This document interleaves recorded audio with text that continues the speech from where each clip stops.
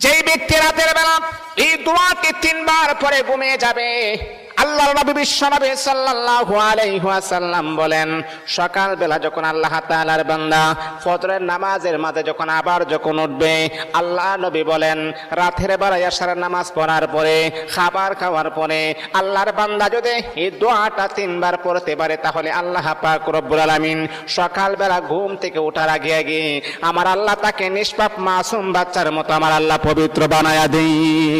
দোয়াটা সবাই আমরা জানি, আমরা সবাই কিন্তু দোয়াটা জানি, কিন্তু আমরা আমল করি না। দোয়াটা হলো আস্তাগফিরুল্লাহাল্লাযী লা ইলাহা ইল্লা হুয়াল হাইয়ুল কাইয়্যুম ওয়া আতুবু ইলাইহি লা হাওলা ওয়ালা কুওয়াতা ইল্লা বিল্লাহিল আলিয়্যিল আযীম।